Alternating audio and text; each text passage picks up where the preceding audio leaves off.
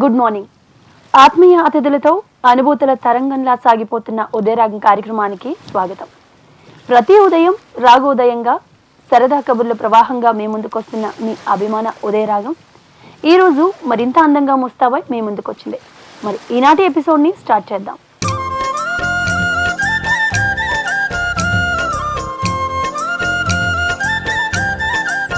ఈరోజు తేదీ, నక్షత్ర, వార వివరాలను తెలిపే శుభయోగంతో ఈనాటి ఉదయరాగం ప్రోగ్రాంని ఆరంభిద్దాం.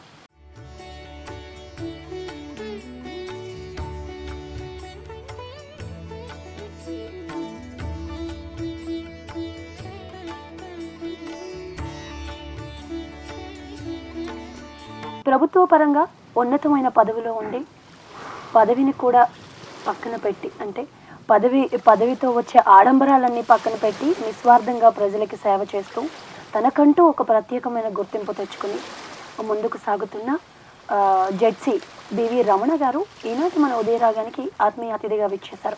నమస్తే అండి రమణ గారు. నమస్తే. రమణ గారు, గాజువాక జోనల్ కమిషనర్గా మీరు పనిచేస్తున్నారు గత 8 నెలలుగా. మీరు వైజాగ్ వచ్చిన తర్వాత, ఈ బాధ్యత చేపట్టిన తర్వాత మీ ఎలాంటి సంఘటనలు మీకు ఎదురయ్యాయి? గాజువాక జోనల్ కమిషనర్గా వచ్చిన తర్వాత ఈ ఉద్యోగంలో చేరడం అనేది ఒక మంచి అనుభూతి. ఒక స్మార్ట్ సిటీ అటువంటి నినాదంతో ముందుకు వెళ్తున్నటువంటి మహానగరం. ఆ నగరంలో మనం భాగస్వాములు అయ్యాము. పరిపాలనలో కూడా మనం పాలు పంచుకున్న ఉద్దేశంతో ఇక్కడ చేరడం జరిగింది. అదేవిధంగా మేము చేసే ప్రతి పనిలో కూడా వాటిని దృష్టిలో పెట్టుకుని చేయడం జరుగుతుంది. సవాళ్ళంటూ ప్రత్యేకించి ఏమీ ఉండవు. పరిస్థితులను బట్టి ఏవైనా సమస్యలు వస్తే వాటిని పరిష్కరించిన దిశగా మేము ఆలోచించి చర్యలు తీసుకోవడం జరుగుతుంది. ఓకే, మరి మనం వెంటనే ఈ మధ్యకాలంలో ఎక్కువ స్మార్ట్ సిటీగా, సుందర నగరాలుగా తీర్చిదిద్దుతాం.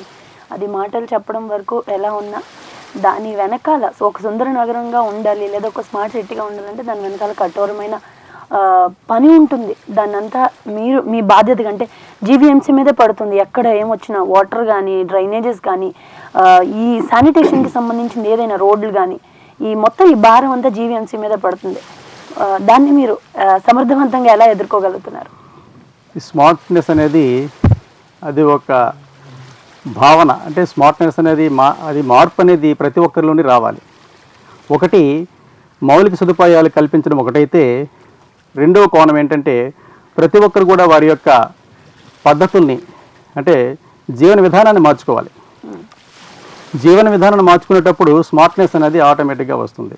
కాబట్టి ప్రతి ఒక్కరు కూడా వారు చేసే ప్రతి పనిలో కూడా అది కనబడాలి. అయితే ఒక్కసారిగా ఇది వచ్చేది కాదు. మనం కూడా వందలాది వేలాది కోట్లు ఖర్చు పెట్టి మనం ఈ మౌలిక సదుపాయాల్ని చేకూర్చడమే ఒక వంతు అయితే, అదేవిధంగా దాన్ని ప్రతి ఒక్కరు కూడా వినియోగించుకోవడం, అదేవిధంగా ఈ పట్టణంలో, ఈ మహానగరంలో ప్రతి ఒక్కరు కూడా వారి యొక్క భాగస్వామ్యాన్ని అందజేయడం కూడా చాలా అవసరం. మరి మున్సిపాలిటీల దగ్గర నుంచి నగర అభివృద్ధి సంస్థ వరకు వచ్చాం. అక్కడ నుంచి స్మార్ట్ సిటీ వైపు మనం అడుగులు వేస్తున్నాం. ఈ స్మార్ట్ అనే మీరు అన్నారు కదా, స్మార్ట్ అనే పదానికి చాలా కఠోరమైన పని ఉంటుంది దాని వెనకాల. స్మార్ట్ అనే పదం ఊరికే రాదు. మరి దీనికి మీరు ఇట్లాంటి పనులు చేస్తే ఇంకొంచెం మనం అప్డేటెడ్గా ఉంటాం లేదా అప్గ్రేడ్ అవుతాం. ఎలాంటి మీ విజన్ ఎలా ఉంటుంది? మంచి ప్రశ్న అండి ఇది. యాక్చువల్గా ఉద్యోగ వ్యవస్థలో ఏంటంటే స్మార్ట్నెస్ అనేది ప్రభుత్వ ఉద్యోగంలో కొంచెం తక్కువగానే ఉంటుంది.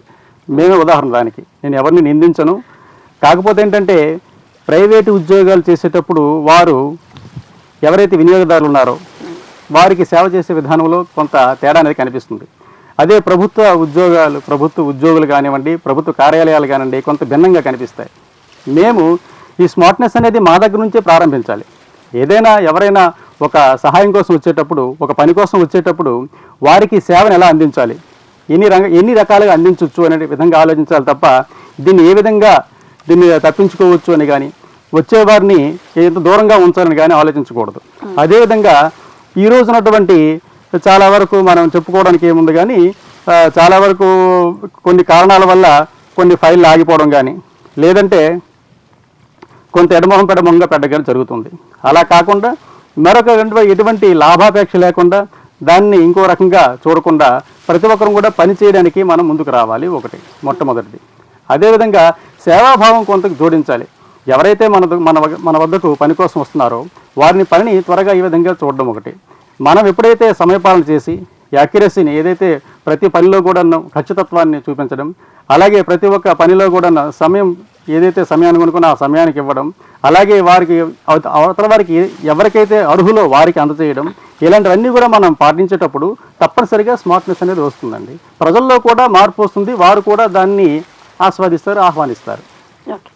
మరి జీవీఎంసీ అనేది ఒక్కరోజు స్తంభిస్తే జనజీవనం అస్తవ్యస్తం అయిపోతుంది. వాటర్ కానీ, డ్రైనేజ్ కానీ, శానిటేషన్ కానీ తదితర. కానీ ఎక్కడే చిన్న తప్పు జరిగినా, ఒకవేళ ఎక్కడైనా ఒక డస్ట్ అంటే చెత్తని తీకుని ఉన్న జనాలు ఊరికే జీవీఎంసీ నిందించడం జరుగుతుంది. అసలు ఎవరి ఆలోచనలో మార్పు రావాలంటారు? అదే చెప్తున్నా కదండి, అంటే ప్రజల్లోని, ఉద్యోగులని, మనందరిలోని మార్పు రావాలండి. ఎవరో ఒకరు చెప్తే ఇంకొకరు మారడం అనేది అది సాధ్యపడదు. ప్రతి ఒక్కరిలో కూడా మార్పు రావాలి. ఆ మార్పు ఏంటంటే, నేనేం చెప్తుంటానంటే, నేను మారాను, మీరు మారని అని చెప్తున్నాను. కానీ నేను ఎంతవరకు మారాను నాకు తెలియదు. ప్రతి ఒక్కరు ఏం చేయాలంటే వారు ముందు మారాలి, మారి ఆదర్శంగా ఉండి ఆచరించి ఎదుటివాడి చెప్పాలి. మేము కూడా అదే చెప్తున్నాం. నేను ఆచరించి ఎదుటివాడి చెప్తే అది వినడానికి బాగుంటుంది. మహానుభావులందరూ కూడా అదే చేసేవారు. ఎక్కువ చెప్పేవారు కాదు, ఎక్కువగా ఆచరించేవాళ్ళు. ఈ ఆచరించే వాళ్ళు ఏంటంటే ప్రతి ఒక్కరు కూడా దాన్ని ఒక ఆదర్శంగా తీసుకొని వాటిని ఆచరించడం జరుగుతుంది. ఇప్పుడు కూడా ఈ మహానగరంలో ఎక్కడైనా సరే స్థానిక ప్రభుత్వం అంటే ఏం చేస్తుందంటే ప్రతి ఒక్క పనిని కూడా ఏదైతే స్థానిక ప్రభుత్వం ఉందో చేయవలసిన బాధ్యత ఉంది. మీరు చెప్పినట్టుగా పరిశుభ్రత కానివ్వండి, మంచినీటి సరఫరా కానివ్వండి, అలాగే విద్యుత్ కానివ్వండి, ఇంకితరమైనటువంటి పట్టణ ప్రణాళిక విభాగం కానివ్వండి, ఇలా అన్ని విభాగాలు ఇది అదేని లేదనమాట. ప్రతి విషయాన్ని కూడా ఇది చేపట్టడం జరుగుతుంది. అయితే ఇన్ని సేవలు ఇచ్చేటప్పుడు ప్రతి సేవలో కూడా వారు అందులో పాలు పంచుకొని ప్రతి ఒక్కరికి కూడా ఎవరికి కూడా ఇబ్బంది కలగకుండా చేయవలసిన అవసరం అగత్యం కూడా ఉంది. అయితే అదేవిధంగా ప్రజల యొక్క సహకారాన్ని మించింది ఇంకేం లేదండి. మొట్టమొదటిగా ఏంటంటే ప్రజల్లో సహకారం అనేది కావాలండి. ఆ ప్రజల్లో సహకారం ఎప్పుడు ఉంటుందో ప్రతి ఒక్కదాన్ని కూడా మనం సునాయాసంగా చేయగలం. అలాగే నిర్వహణ వ్యయాన్ని తగ్గించగలం. అలాగే మానవ వనరులు కూడా మనం తక్కువ వినియోగంతో ఎక్కువ పనిచేయగలం. అలాగే ఈ వనరులు ఏవైతే ఉన్నాయో, ఇంధన వనరులు ఏవైతే వాటిని కూడా తగ్గించగలం. ఇలా చాలా వరకు మనము వాటిని అన్నింటినీ తగ్గించుకొని మనం దానివల్ల ఎక్కువగా బెనిఫిట్ పొందగలం మనం. ఓకే. మరి అభివృద్ధి చెందుతున్న నగరాల్లో మనం పోటీ పడుతున్నాం. రాబోయే కాలంలో వైజాగ్లో ఎలాంటి మార్పులు మనం చూడబోతున్నాం? ఎందుకంటే విశాఖపట్నం మహానగరం చాలా తక్కువ రోజుల్లోనే ఎక్కువగా ఈ అభివృద్ధి చెందిందండి. అది అందరికీ తెలిసిన విషయమే. అది ప్రపంచ స్థాయిలో కూడా దాన్ని గుర్తించడం జరిగింది. ఎక్కువ అనుకూలంగా ఉండేది. అలాగే ఇక్కడ భౌగోళికంగా కూడా మంచి పరిస్థితులు ఉన్నాయి. ఇక్కడ చాలా అంటే కాంపాక్ట్గా ఉండడం వల్ల దీంతో విస్తరణ అనేది కొన్ని వైపులు మాత్రమే వెళ్ళడం జరిగింది. ఒకవైపు సముద్రం, ఒకవైపు కొండలు ఉండడం వల్ల దీని తాలూకా ఈ పట్టణం తాలూకా పరిధి అనేది మరో రకంగా విస్తరించ జరిగిందనమాట. బాగానే ఉంది. అయితే ఇక్కడ ఏంటంటే ఈ మహానగరంలో అన్ని రకాల రవాణా సదుపాయాలు ఉన్నాయి. అలాగే ఇక్కడ ప్రజలు కూడా సాత్వికులు, మంచి వాళ్ళు అందరూ కూడా. కాకపోతే ఏంటంటే మంచి వాళ్ళే, కాకపోతే వాళ్ళకి నాగరికత అనేది చెప్పడం ఒకటి. ఆ తర్వాత మనమే వారిని ఏ స్థితిలో తీసుకురావాలనేది మనమే ఆలోచించాలి. ఎందుకంటే వారిని గైడ్ చేయవలసిన, అంటే మార్గదర్శకత చూపించి వారిని మంచి మార్గంలో పెట్టవలసింది మనమే. మరి మనం చెప్పకపోతే వాళ్ళు ఎలా చేస్తారు? అది కూడా అవసరమే. అలాగే ఇక్కడ భిన్న సాంప్రదాయాల సమాహారం ఇది. ఎందుకంటే దేశంలో ఉన్నటువంటి వివిధ ప్రాంతాల నుంచి ఇక్కడికి వచ్చి ఎంతోమంది స్థిరపడ్డారు. దానికి తార్కాణం. అలాగే ఎంతోమంది ఇక్కడ వ్యాపారం చేస్తున్నారు. వ్యాపారస్తులందరూ కూడా చాలామంది చూస్తే అందరూ కూడా ఇతర ప్రాంతాల్లో వచ్చినటువంటి వాళ్ళందరూ కూడా ఇక్కడ సెటిల్ అయ్యారు. వారందరూ కూడా చక్కగా వ్యాపారాలు చేసుకుంటారు. అలాగే విద్యావేత్తలు చాలామంది ఇక్కడ విద్యావేత్తలు ఉన్నారు. వాళ్ళందరూ కూడా ఎక్కడెక్కడ నుంచి ఇక్కడ వాళ్ళందరూ కూడా ఉన్నారు. ఏ విధంగా చూసుకున్నా, విద్యాపరంగా చూసుకున్నా, సాంస్కృతిక పరంగా చూసుకున్నా, శాస్త్రపరంగా చూసుకున్నా, పారిశ్రామిక పరంగా చూసుకున్నా, ఏ రకంగా చూసినా, అలాగే సంస్కృతి సాంప్రదాయ విషయంలో కానీ ఏ విషయంలో కూడా విశాఖపట్నం దేనికి తీసిపోదు. అటువంటిది ఇన్ని మంచి గుణాలు ఉన్నప్పుడు, ఇన్ని మంచి అవకాశాలు ఉన్నప్పుడు దీన్ని ఎందుకు ఉపయోగించుకోకూడదు? అదొకటి. అలాగే వనరులు కూడా ఇక్కడ మనం ఒక రకంగా చూస్తే ఇక్కడ ఉన్నటువంటి చాలామంది మేధావులు ఉన్నారు. ఈ మేధావులు ఎక్కడెక్కడికో పోయి దేశ విదేశాల్లో ఎంతో ప్రాచుర్యం పొంది అక్కడ చాలా చాలా మంచి స్థాయిలో ఉన్నారు అందరూ కూడా. వారినందరినీ మనం ఇక్కడ తీసుకొచ్చి వారి చేత కానీ, అలాగే మిగతా వారి చేత కానీ, ఉన్నటువంటి వారిని శిక్షణ ఇచ్చి కానీ మనం చక్కగా ఉపయోగించుకోవచ్చండి. ఓకే. మరి ఇంతకు ముందెప్పుడు మనం చూడలేదు అంత భయంకరమైన విపత్తు వచ్చింది హుదూద్ రూపంలో. మరి హుదూద్ టైంలో జీవీఎంసీ సిబ్బంది చాలా కష్టపడ్డారు. వాళ్ళనే వాళ్ళు లేకపోతే ఆ పనులన్నీ చేయడానికి ఇంకో సంవత్సరం పట్టి ఉండదేమో. ఎందుకంటే చెట్లు ఎక్కడికక్కడ కూలిపోయి ఇక్కడక్కడ గోడలు కూలిపోవడం, వాళ్ళు చేసిన పని దేంతోనూ వెలకట్లేం. మరి ఇలాంటి విపత్తులు వచ్చినప్పుడు మీరు మీ సిబ్బందిని ఎలా అప్రమత్తం చేస్తారు? ఎప్పుడైనా సరే విపత్తు వచ్చేటప్పుడు ప్రతి ఒక్కరు కూడా దాన్ని మనం సొంత పనిలా అనుకొని చేస్తే తప్పకుండా ఎటువంటి కష్టమైనా సరే దాన్ని మనం నివారించవచ్చు. నివారించకపోయినా కనీసం దాన్ని తగ్గించవచ్చు, ఆ నష్టాన్ని తగ్గించవచ్చు. మొన్న జరిగింది కూడా అదే. మొన్న చాలా పెద్ద విపత్తు వచ్చింది. దాన్ని ప్రభుత్వం సమర్థవంతంగా సరైనటువంటి మార్గదర్శనిగా చూపించి ఎవరు ఎలా చేయాలి, ఏ పని చేయాలి, ఎలా చేస్తే చాలా వేగంగా అవుతుంది అనేటువంటి కోణాల్లో ఆలోచన చేయడం జరిగింది. దానికి ప్రతి ఒక్కరు కూడా సహకరించారు. ఇక్కడ ఇటువైపు ఉద్యోగులు కానివ్వండి, రాజకీయ నాయకులు కానివ్వండి, ప్రభుత్వంలో ఉన్నటువంటి ప్రతి ఒక్కరు కూడా దాన్ని సహకరించేశారు. జిల్లా యంత్రాంగం ఉన్నటువంటి ప్రతి ఒక్కరు కూడా, మా కలెక్టర్ గారు కానీ, కమిషనర్ కానీ అందరూ కూడా ప్రతి ఒక్కరూ దాన్ని సహకరించి దాన్ని ఒక ఛాలెంజ్గా తీసుకుని చేయడం జరిగింది. కాబట్టే దానికి అంత పేరు ప్రతిష్టలు వచ్చాయి. సరదాగా సాగిపోతున్న ఉదయరాగం కార్యక్రమంలో ఒక చిన్న విరామం తీసుకుందాం.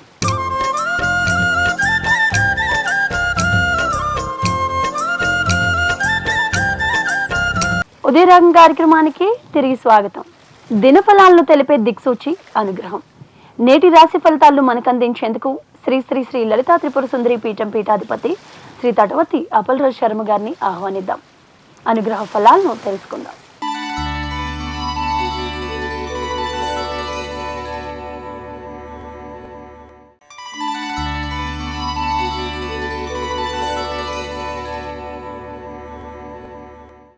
మేషరాశి వారు ఈరోజు చేసేటువంటి వ్యవహారాల్లో ఏకాగ్రత చాలా అవసరం.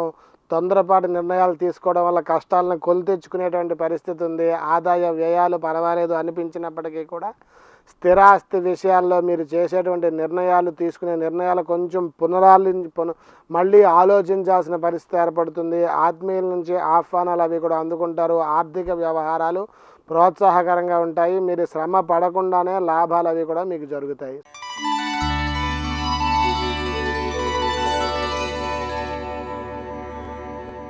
వృషభ రాశి వారు ఈరోజు ఆదాయానికి తగ్గట్టుగా వ్యయం ఉంటుంది. మీరు సంపాదించినంతా కూడా దాచకుండా ఖర్చు పెట్టాల్సిన పరిస్థితి ఉంటుంది. మీ యొక్క ఆదాయానికి ఖర్చుకి పొంతన ఉండదు. ఏ విషయాలు చేసినప్పటికీ కూడా అధిక శ్రమ, అధిక ప్రయాసలు కూడా కలుగుతాయి. సంతాన విషయంలో వివాహ ప్రయత్నాలు ఫలిస్తాయి. వాటిని మీరు అనుకున్న దిశగా అడుగులు వేస్తారు. ఈ కుటుంబంలో మంచి పేరు సంపాదిస్తారు.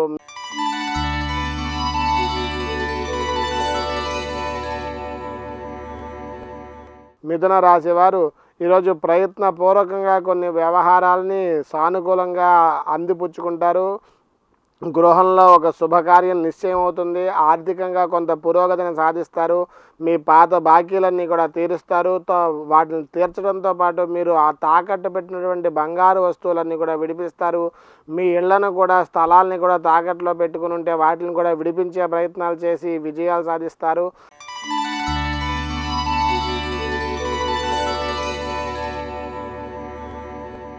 కర్కాటక రాశి వారికి ఈరోజు ఉద్యోగాల్లో గణనీయమైనటువంటి పురోభివృద్ధి లభిస్తుంది. మీ మాటకు ఇంటా బయట మంచి స్పందన లభిస్తుంది. అసాధ్యం అనుకున్న కార్యాలన్నీ కూడా మీరు సునాయాసంగా పూర్తి చేయగలుగుతారు. ఒక శుభకార్యం నిశ్చయం కావడంతో స్త్రీలలోనూ కుటుంబంలోనూ మంచి ఉత్సాహం ఏర్పడుతుంది. హడావిడిగా మీరు ప్రతి పని కూడా ముందుండి నడిపిస్తూ ఉంటారు. బంధువులతో తెగిపోయిన సత్సంబంధాలన్నీ కూడా బలపరుచుకునే దిశగా మీ అడుగులు కలుగుతాయి. మీ వ్యాపార వ్యవహారాల్లో కొంచెం నష్టాలు కలిగినప్పటికీ కూడా వాటిని ఆటంకాలను మీరు అధిగమించి ఆ కష్టాలని పూడ్చుకుంటారు.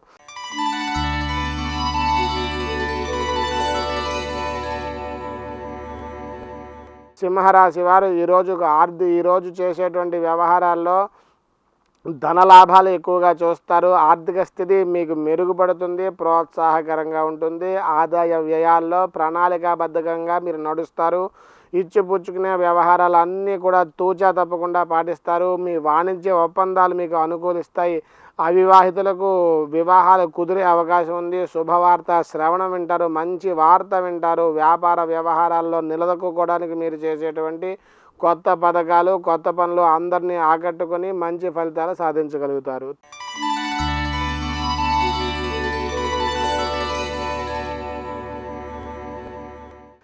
తులారాశి వారు ఈరోజు మీ అభిప్రాయాలు సర్వత్రా ఆమోదయోగ్యం కలుగుతాయి. శుభకార్యం నిశ్చయమయ్యే సూచనలు అవి కూడా ఉన్నాయి. కొత్త వ్యవహారాల పట్ల ఆసక్తి పెరుగుతుంది. మీ వ్యవహారాలు సాధ్యమైనంత వరకు మీరే సమీక్షించుకోవడం చాలా మంచిది. పెద్దల ఆరోగ్యం బాగా ఆందోళన కలిగిస్తుంది. పెద్దల విషయంలో చాలా జాగ్రత్తగా మెలగాలి. వాళ్ళని సకాలంలో స్పందించి వాళ్ళకి తగినటువంటి ఆరోగ్య సంబంధ చర్యలు జాగ్రత్తలు తీసుకోవాల్సిన పరిస్థితుంది. వస్త్ర ప్రాప్తి, వాహన యోగం వంటి శుభ పరిణామాలు ఉన్నాయి.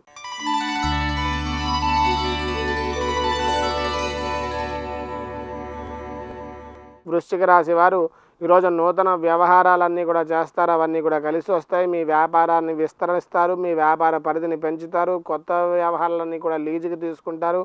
ఏజెన్సీలు అనుకూలిస్తాయి. గృహ నిర్మాణ పనులన్నీ కూడా కలిసి వస్తాయి. మీ ఇంట్లో ఉండేటువంటి వాస్తు దోషాలను సరిచేసి మరమ్మతులు చేయించి నూతన గృహ ప్రవేశాలు అవి కూడా చేసుకునేటువంటి అవకాశాలు ఎక్కువగా ఉన్నాయి. దైవ దీక్షలు తీసుకుంటారు. సేవా కార్యక్రమాల్లో పాల్గొంటారు. మీరు మీ కుటుంబానికి సంబంధించినటువంటి విషయాల్లో ఎక్కువగా ఇబ్బందులు ఎదుర్కోవాల్సిన పరిస్థితుంది.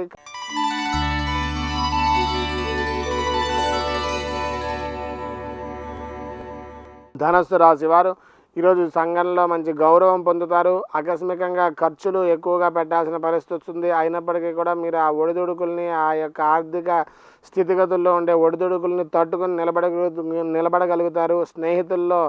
స్నేహితుల కలయిక వల్ల మీరు ఉమ్మడి వ్యాపారాలు అవి కూడా చేస్తారు. నూతన పెట్టుబడులు సంతృప్తికరంగా సాగుతాయి. గృహ నిర్మాణ పనులు, మరమ్మతులు చేపడతారు. కాంట్రాక్టులకు రావాల్సిన ధనం చేతికి అందుతుంది. నిలిచిపోయిన పనులన్నీ కూడా పూర్తవుతాయి.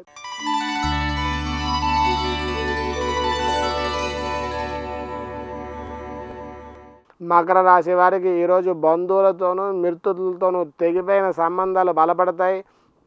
వాళ్ళు రాకపోకలు అవి కూడా మళ్ళీ ప్రారంభమవుతాయి. ఖర్చులు పెరిగినప్పటికీ కూడా మీ ఆర్థిక స్థితిగతి మెరుగుపడుతుంది. మీరు ప్రతి విషయంలో మానసిక ఉత్సాహంగా గడుపుతారు. ఎంతో ఆనందంగా ఈరోజు చేస్తారు ప్రతి పని. నూతన టెండర్లు అవి కూడా ఈరోజు వేయాల్సి వస్తే వేయండి. అవి బాగా మీకు మంచి అనుకూల ఫలితాలను కలిగజేస్తాయి. ఏకాగ్రత వహించండి.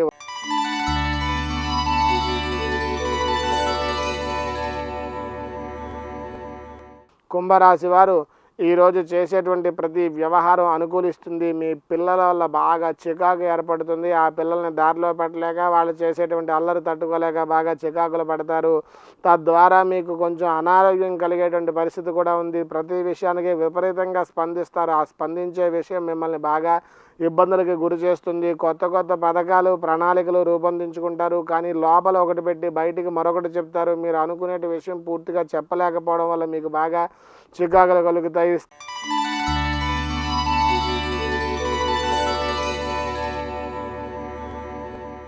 మీనరాశి వారు ఈరోజు చేసేటువంటి వ్యవహారాలన్నీ కూడా కలిసి వస్తాయి. కొత్త పెట్టుబడులు అవి కూడా పెడతారు.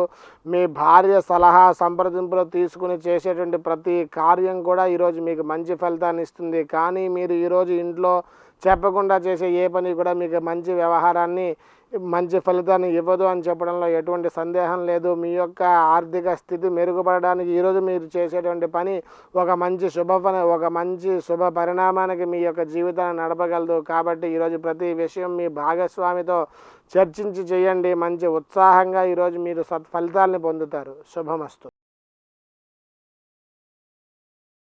మరి 9 నెలలకి ముందు గాజువాక వేరు, 9 నెలల తర్వాత గాజువాక వేరు. అనూహ్యమైన మార్పులు తెచ్చారు. రోడ్లు కానీ, డ్రైనేజ్ సిస్టమ్ కానీ, తదితర విషయాల్లో చాలా చొరవ చూపి మీరు ఒక బాధ్యతగా చేయించిన సందర్భాలు చాలా ఉన్నాయి. గాజువాక మీద ఇలా ప్రత్యేక దృష్టి పెట్టడానికి వల్ల కారణాలు ఏమైనా ఉన్నాయి? అంటే గాజువాక ఒక విధంగా చెప్పాలంటే విశాఖపట్నంలో ఒక భాగంగా ఉంది. అయితే గాజువాక అనేది విశాఖపట్నానికి ఒక 20 కిలోమీటర్ల దూరంలో ఉంది. అది ఎవరైనా సరే ఆ చుట్టుపక్కల ప్రాంతాల వారందరూ కూడా విశాఖపట్నం రావాలంటే చాలా సమయాన్ని వెచ్చించాలి. ఏ పని కోసం, మార్కెట్ కోసం కానివ్వండి, ఇంకో విద్యా సంస్థలు విద్య అభ్యసించడం కోసం కానివ్వండి, అలాగే వైద్యం కోసం కానివ్వండి, దేనికోసమైనా సరే ఇక్కడికి సిటీలో రావాల్సినటువంటి పరిస్థితి ఉందన్నమాట. అయితే ఈ మధ్యన ఉన్న పరిస్థితులు బట్టి చూస్తే ఏంటంటే గాజువాకలో ఇక్కడ ఉన్నటువంటి ప్రతి ఒక్క సంస్థ యొక్క బ్రాంచ్ అన్నీ కూడా అక్కడ గాజువాకలో పెట్టడం జరిగింది. అదేవిధంగా అక్కడ ఉన్నటువంటి వనరులు కూడా బాగానే ఉన్నాయి. ప్రతి ఒక్క వనరులు మేము అక్కడ వాటర్ ట్యాంక్ సంబంధించి వాటర్ ట్యాంకర్స్ కూడా ఉన్నాయి. సివేజ్ డెవలప్మెంట్ యూజిటీ కూడా ఉంది. అలాగే రోడ్లు, అలాగే డ్రైన్స్ కూడా వాటి కోసం కూడా ప్రాధాన్యత ఇవ్వడం జరిగింది. ఎందుకంటే ఈ ఏదైతే ఈ 70 మొత్తం కార్పొరేషన్ 72 వార్డుల్లో మాకు అక్కడ 16 వార్డులు ఉన్నాయి. అక్కడ 16 వార్డులో ఒక వార్డులో స్టీల్ ప్లాంట్ ఉంది మొత్తం పూర్తిగా. మిగతా 15 వార్డుల్లో కూడా 4 లక్షల జనాభా ఉంది అక్కడ మాకు. 4 లక్షల జనాభా అనేది చాలా ఎక్కువ జనాభా. వీరందరి కోసం కూడా దానికి ప్రాతినిధ్యంగా అంటే మేము ఇచ్చేటటువంటి ఏదైతే 34-35 కోట్ల మేము ట్యాక్స్ ఏది కార్పొరేషన్కి ఇస్తున్నామో దాంతో ఇంచుమించు సరిసమానంగా మాకు గ్రాంట్లు ఇవ్వడం జరుగుతుంది. ఆ గ్రాంట్స్తోనే అక్కడ ఉన్నటువంటి అందరికీ ప్రజలందరికీ కూడా ఈ మంచినీటి సదుపాయం కానివ్వండి, రోడ్లు కానివ్వండి, డ్రైన్స్ కానివ్వండి, ఇతరత్ర ఇంకేమైనా వీధి దీపాలు కానివ్వండి, ఇటువంటి సౌకర్యాలు అన్నింటిని కూడా అక్కడ కల్పించడం జరుగుతుంది.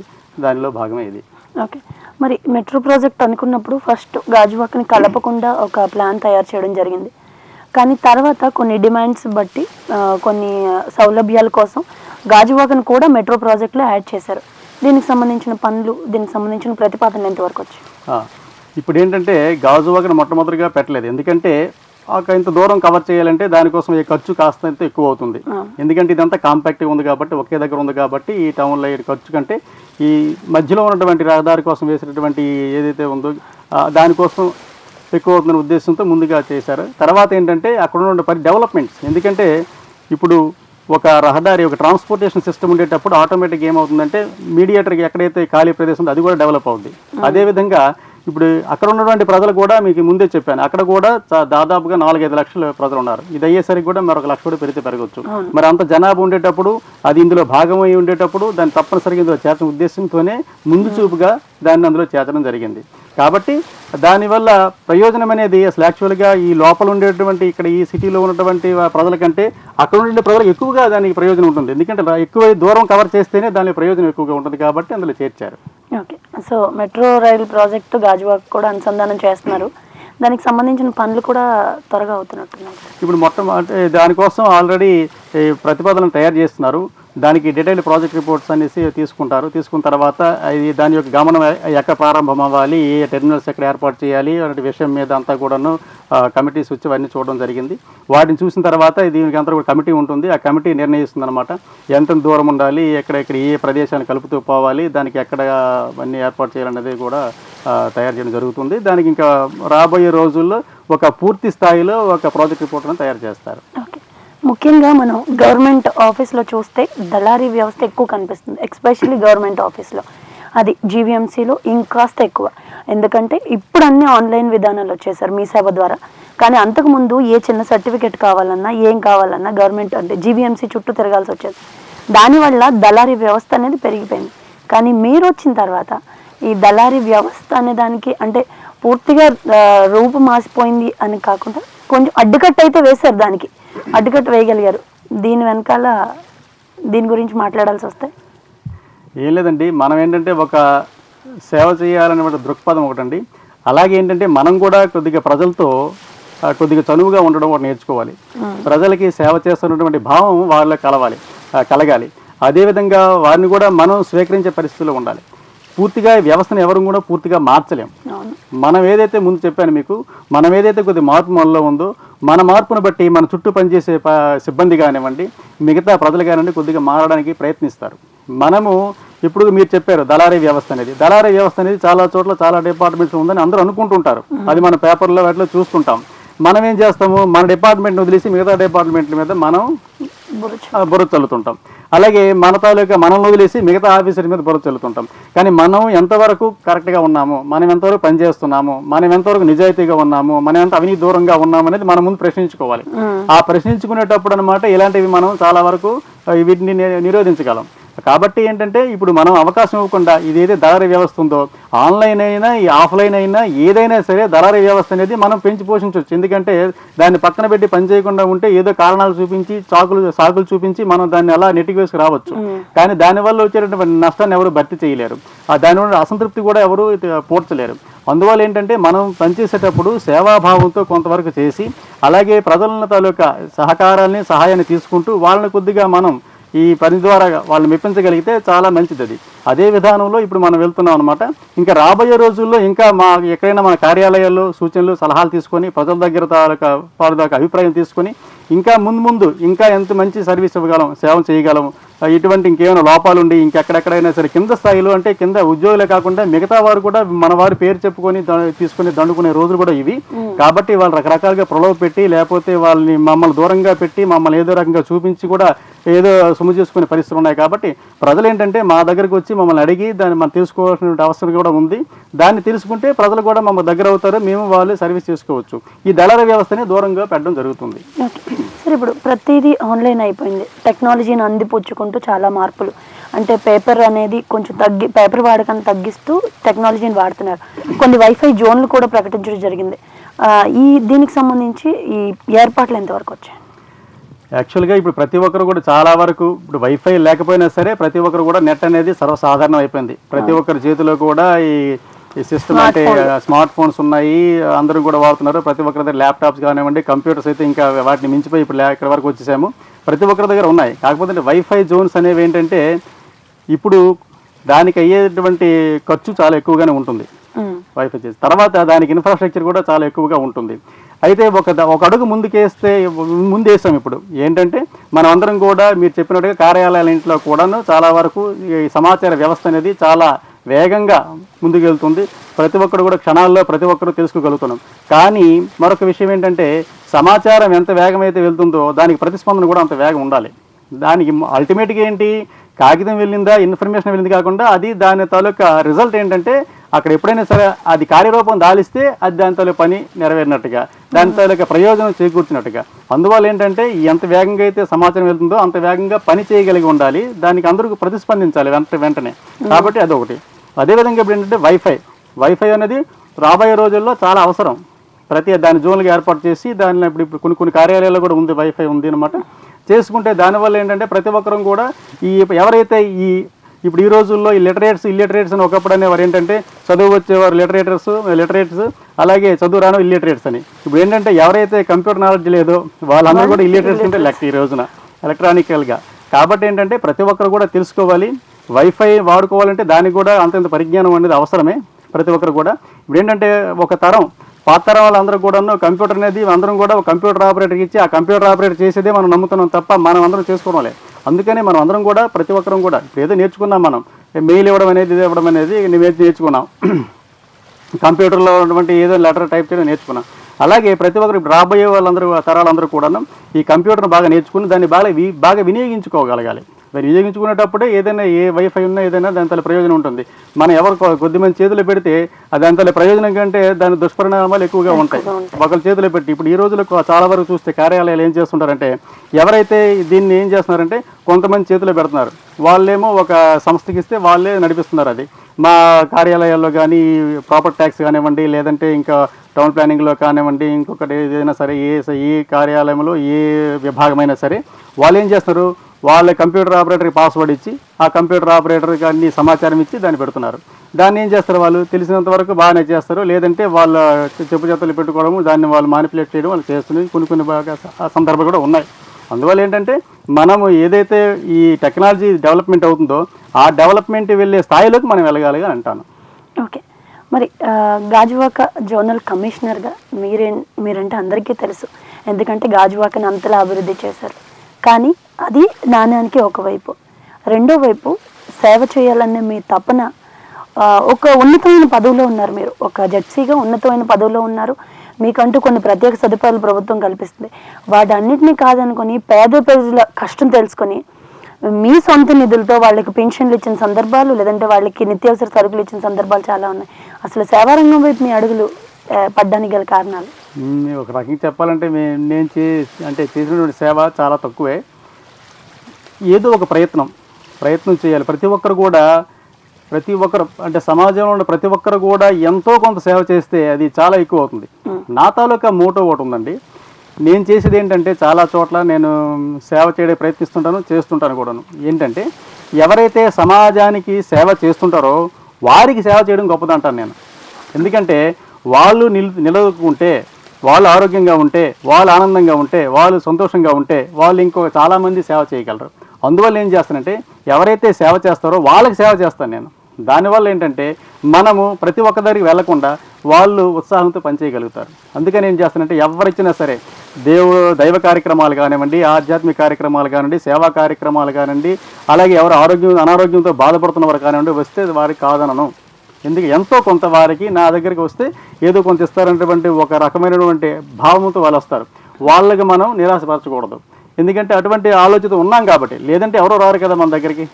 బరువు అంటే ఎవరో రారు, ఇస్తామంటేనే వస్తారు.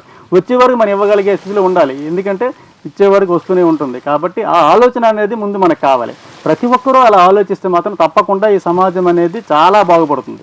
కాబట్టి ఆ ఆలోచన అనేది అందరూ అలవాటు చేసుకోవాలి. ఎంతో కొంత ఇప్పుడు నేనే బ్రతకాలి, నేనే సంపాదించుకోవాలి, అంతా నాకే ఉండాలని కాకుండా కొంత నా దగ్గర ఉన్నటువంటిది కొంత ఎవరికి ఎదురుబడికి ఇస్తానంటే ఆలోచన అనేది చాలా మంచిదని నేను అంటాను. Okay, take a small break in Udaya Raagam. Welcome back to ఉదయ రాగం.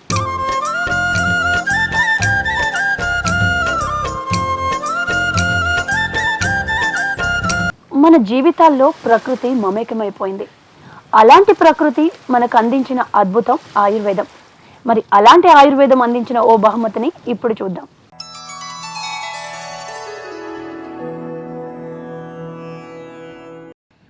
ఎగసిపడి వచ్చే ఎక్కిళ్లకు తక్షణ పరిష్కారం. కాస్త సొంటి పొడిని, దానికి సమానంగా బెల్లం పొడిని తీసుకొని రెండింటినీ కలిపి మెత్తగా నూరి చిన్న బెల్లల్లా చేసుకొని ఎండబెట్టుకోవాలి. అలా ఒక సీసాలో భద్రపరిచిన బెల్లల్ని ఎక్కిళ్ళు రాగానే నోటిలో పెట్టుకొని చప్పరించండి. ఎక్కిళ్ళు ఆగిపోతాయి. మరి అన్ని దానాల్లోకి విద్యాదానం చాలా గొప్పదంటారు. మరి మీరు సేవ చేయడమే కాకుండా ఎందరో మంది విద్యార్థులకి పుస్తకాలు పంపిణీ చేయడం కానీ లేదా విద్యాదానం చేయడం ఇట్లాంటి ఎన్నో సేవలు చేశారు.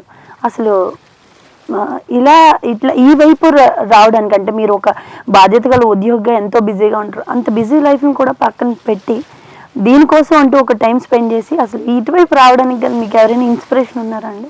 ఇన్స్పిరేషన్ ఉన్నారండి. ఏదైనా మొట్టమొదటిగా చెప్పాలంటే మొట్టమొదటిది ఏదైనా మన భావజాలం పెంపొందడంలో కానివ్వండి, మన తాలూకా నడవడిలో కానివ్వండి మొట్టమొదటిగా ప్రభావం చూపేది మన ఇల్లే. ఆ తర్వాత మనం చుట్టూ ఉన్నటువంటి సమాజం, ఆ తర్వాత మిగతావన్నీ కూడాను ఏదైతే ఉన్నాయో అవన్నీ కూడాను. అయితే ఇంటి దగ్గర అటువంటి పద్ధతిలో ఉంచడం ఒకటి. అందువల్ల ఏంటంటే ఈ రోజున మనం ఈ విషయాలన్నింటినీ కూడాను దృష్టిలో పెట్టుకొని వాటి ప్రకారం ఇవన్నీ చేయడం జరుగుతుందన్నమాట. విద్య, నాన్నగారు ఎప్పుడు కూడాను ఎవరైనా సరే మా ఇంటి ముందు నుండి ఒక ఉద్యోగి వెళ్తే ఆపి మరి అడిగేవాళ్ళు, ఏం చదువుకున్నారు, ఏం చేస్తున్నారు అడిగేవారు. దీనికి ఈ ఉద్యోగం రావాలంటే ఏం చదవాలి, ఎక్కడ దానికి ఏ టెస్ట్ రాయాలి, ఇలా అడిగేవారు అనమాట. అది ఒక ఉత్సాహం. వాళ్ళ గురించి పొగిడేవాళ్ళు అనమాట. ఇవాళ చేసి చూడండి అతను చాలా పేదవాళ్ళు, వాళ్ళు వ్యవసాయం చేసుకొని చేసేవారు, ఈ రోజున మంచి ఉద్యోగం చేసుకుంటున్నాడు అనేసి మాకు ఇన్స్పిరేషన్ అనమాట. అది దాన్ని దృష్టిలో పెట్టుకునేవాళ్ళు. Positive thinking. అలాగే ఇంకో కొన్ని చెప్పేవారు అనమాట. ఎవరో ఒక అతను అనమాట కరణం గారు అబ్బాయి కలెక్టర్ అయ్యారు, అతను ఆర్డీఓ అయ్యాడు, తర్వాత అలా కలెక్టర్ అయ్యారు అని చెప్పేవారు అనమాట. ఇలాంటి మనకి కొంచెం ఉత్సాహం వస్తుంది, తప్పకుండా వస్తుంది ఇలా చేస్తున్నారనేసి. ఎప్పుడు కూడా మనం ఏంటంటే ఎదుటి మనం ఏం చేస్తుంటే పిల్లల్ని చదువుకోండి అని రుద్దడము లేకపోతే తిట్టడం జరుగుతుంది. అది కరెక్ట్ కాదు. అలా కాకుండా మనం ఏం చేయాలంటే వాళ్ళని ఉత్సాహపరచాలి. వాళ్ళకి పెద్ద వాళ్ళు గొప్ప వాళ్ళ తాలూకా జీవితాలను కానీ వాళ్ళు చూపించడం కానీ చెప్పడం కానీ చేయాలి.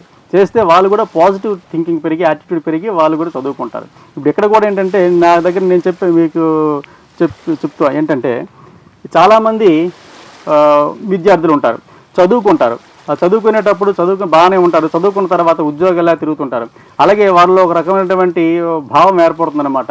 నేనే ఉద్యోగం సంపాదించుకోగలనా లేదా జీవితంలో స్థిరపడగలనా లేదనేటువంటి భావం కూడా ఉంటుంది. వారికి కాంపిటేటివ్ ఎగ్జామ్స్ అంటే భయం, కాంపిటేటివ్ ఎగ్జామ్స్ అంటే తెలియదు. వాళ్ళు కాంపిటేటివ్ ఎగ్జామ్స్ ఎలా ప్రిపేర్ అవ్వాలి, ఏ విధంగా ప్రిపేర్ అయితే ఉద్యోగాలు వస్తాయి, ఇలా అనమాట చెప్పడం వల్ల ఏంటంటే. అలాగే ఇదే కాకుండా ఆల్టర్నేటివ్స్. ఇప్పుడు ఏంటంటే కాంపిటేటివ్ ఎగ్జామ్ ప్రిపేర్ అవుతారు, వాళ్ళకి అది రాకపోవచ్చు, దానికి ఇంకొక ఆల్టర్నేటివ్ ఏదైనా పని చేసుకోవాలనుకున్నా లేదని వ్యాపారం చేసుకోవాలనుకున్నా వాళ్ళలో ఒక రకమైనటువంటి ధైర్యాన్ని నింపడం ఉంటుంది, స్ఫూర్తిని నింపడం. స్ఫూర్తి కూడా కావాలి మనిషికి. ఎప్పుడంటే అందరికీ ఉద్యోగాలు వచ్చేస్తాయని చెప్తే అది కరెక్ట్ రావచ్చు చెప్పలేము. అది స్ఫూర్తి కూడా ఉండాలి. నేను చదివితే ఎందుకు రాదు, నేను బాగా కష్టపడాలి అంటే పాజిటివ్ యాటిట్యూడ్లో వెళ్తుంటే బాగుంటుంది. కాబట్టి మనం ఏదైనా సరే ఏదో 10 రూపాయలు ఇవ్వచ్చు, 10 రూపాయల వల్ల ప్రయోజనం ఉండొచ్చు లేకపోవచ్చు, కానీ ఆ 10 రూపాయలు సంపాదించుకున్నటువంటి నేర్పు వాళ్ళు నేర్పడం, అలాగే దానికి మించినటువంటి ధైర్యాన్ని వాళ్ళకి ఇవ్వడం. ముందేంటంటే మనిషికి ఏంటంటే ఒక ధైర్యాన్ని చేకూర్చాలి, ఆత్మబలం అంటారు దాన్ని. ఆ బలాన్ని మనం ఇవ్వగలిగే స్థితిలో ఉండాలి. ఉంటే తప్పకుండా వారికి వాళ్ళే సొంతకాలం నిలబడి ఏదైనా పని చేసుకోగలరు, ఎలాగైనా బ్రతకగలరు వాళ్ళు మంచి మార్గంలో. మరి స్థానిక యువకులు ఏర్పాటు చేసిన ఒక ట్రస్ట్లో మీరు ఒక మెంబర్ అయ్యి వాళ్ళ విధి విధానాలు నచ్చి మీరు ఒక మెంబర్ అయ్యి మీ సేవలు చేసే టైంని పెంచారు. మరి మీరు సొంతగా ఎందుకంటే సేవ చేయాలనే తపన మీలో ఎక్కువగా ఉంది. అలాంటి మీరు ఫ్యూచర్లో ఏమైనా ట్రస్ట్ ఏదైనా ఓపెన్ చేసే అవకాశం ఉందండి? నేను అసలు యాక్చువల్గా అనుకునేవాడినండి, ఇప్పుడు కూడా అనుకుంటాను. మొట్టమొదటిగా ఏంటంటే ఆధ్యాత్మికత అంటే నాకు చాలా ఇష్టం అండి.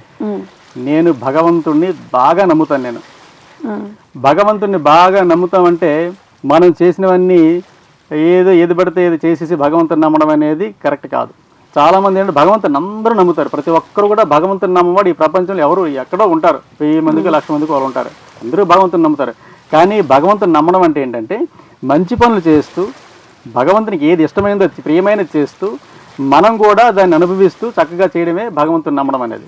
కానీ మన పని మనం చేసేస్తూ చేయరనివన్నీ ఎదుటివాడిని ఇబ్బందులు పెడుతూ బాధలు పెడుతూ పగలు ప్రతీకారాలు కుత్సితాలు కపటాలు ఇవన్నీ కూడా రకరకాలమైన మనసులో ఉంచుకొని వైషమ్యాలను పెంచుకొని దానివల్ల భగవంతుడి దగ్గరికి వెళ్ళిన ప్రయోజనం ఉండదనేది నా తాలూకు ఆలోచన. మన ముందు మన మనస్సును శుభ్రంగా ఉంచుకొని ఈ సరైన రీతిలో ఉంచుకొని మనం చేసిన పనికి సక్రమంగా చేస్తే ఆ తర్వాత మిగతాది ఏదైనా చేస్తే దాని వల్ల ప్రతిఫలం ఉంటుందనేది నేను ఆలోచిస్తున్నాను అన్నమాట. మరి ఒకవైపు బాధ్యతలు, ఎందుకంటే జీవీఎంసీలో ఉన్నారంటే చాలా బాధ్యతాయుతమైన పదవిలో ఉన్నారు. చాలా టైం ఎక్కువ స్పెండ్ చేయాల్సి వస్తుంది. ఒకవైపు సేవా మార్గం, ఈ రెండింటిని బ్యాలెన్స్ చేసుకునేటప్పుడు కుటుంబ ప్రోత్సాహం ఎలా ఉంటుందండి? చాలా ఎక్కువ అండి.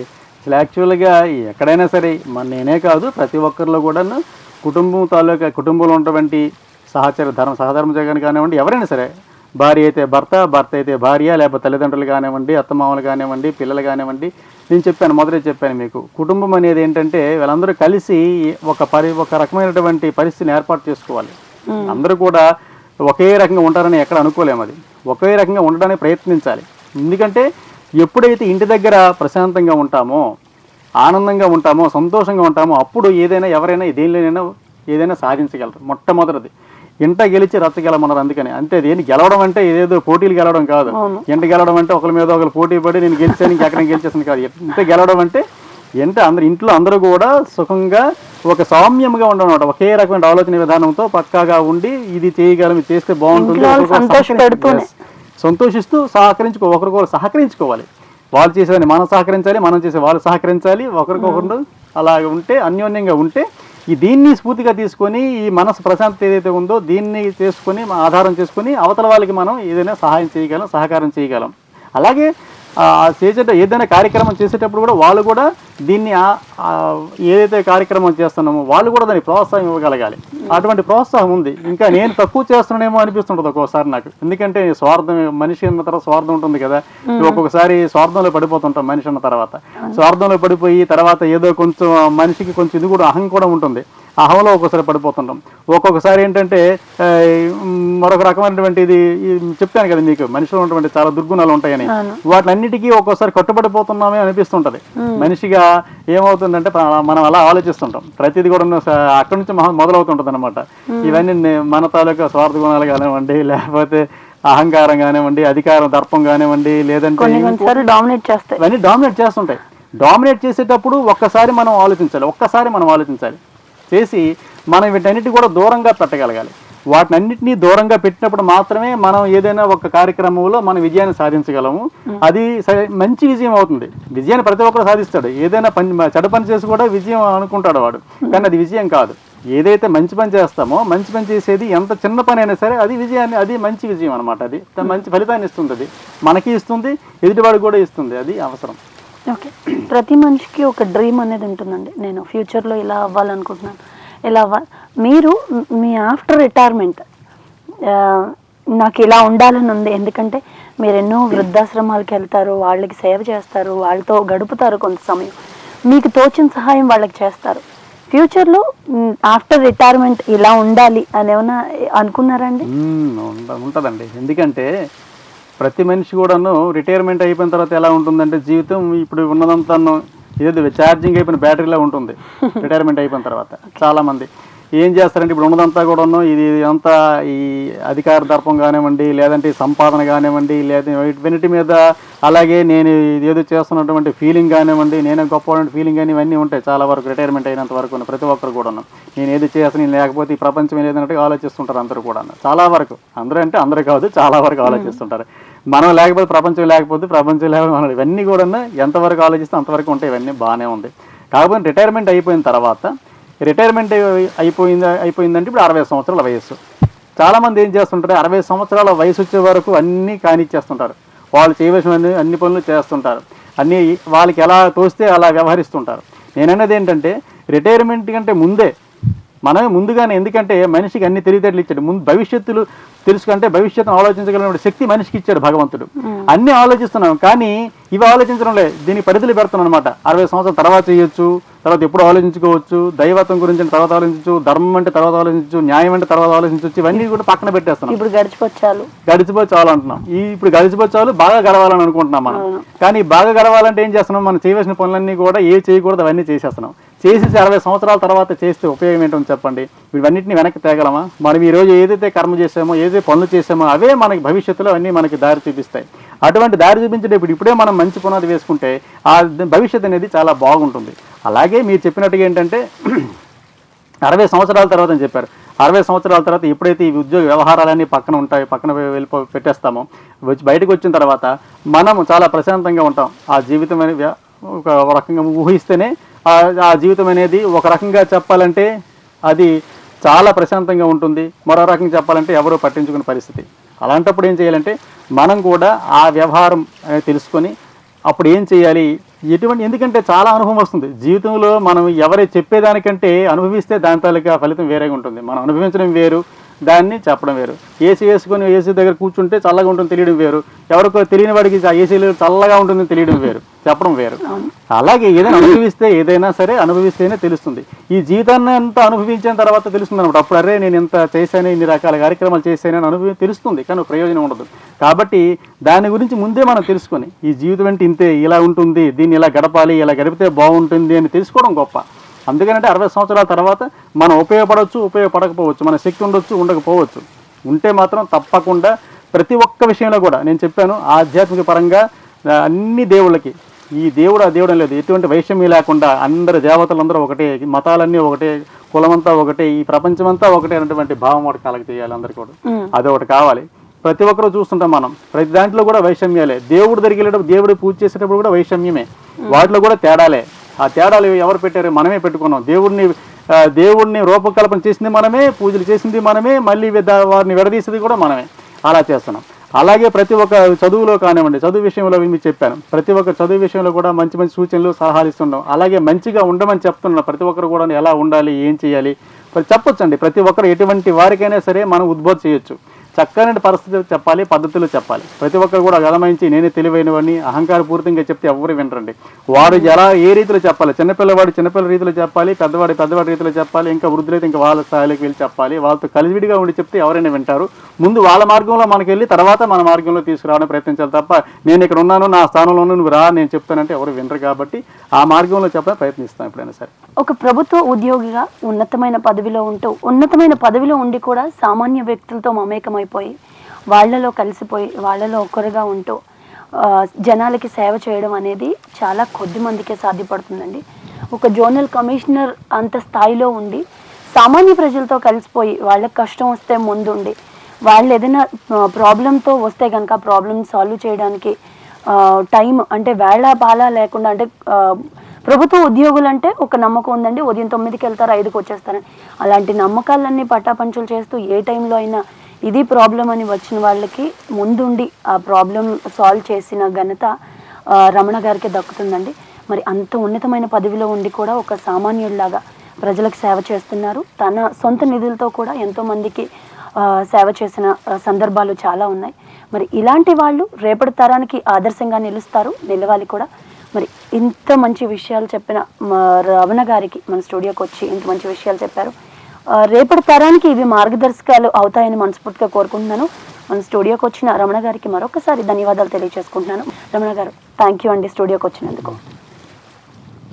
మంచి మాటలు రేపటి తరాలకి బంగారు బాటలు వేస్తాయి. మరి అలాంటి మంచి మాటల్ని ఆని ముత్యాల్లో ఇప్పుడు చూద్దాం.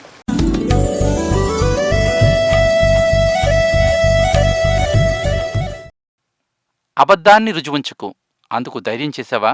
ధైర్యంగా నిలబడు. జిల్లెడిముడి అమ్మ. విశిష్ట అతిథులతో విభిన్నంగా కొనసాగుతున్న ఈనాటి ఉదయరాగం వీక్షించిన మీకు కృతజ్ఞతలు తెలుపుతూ ఈనాటి కార్యక్రమాన్ని ఇక్కడితో ముగిస్తూ మరో ఎపిసోడ్లో మళ్ళీ కలుద్దాం. అంతవరకు సెలవు. నమస్కారం.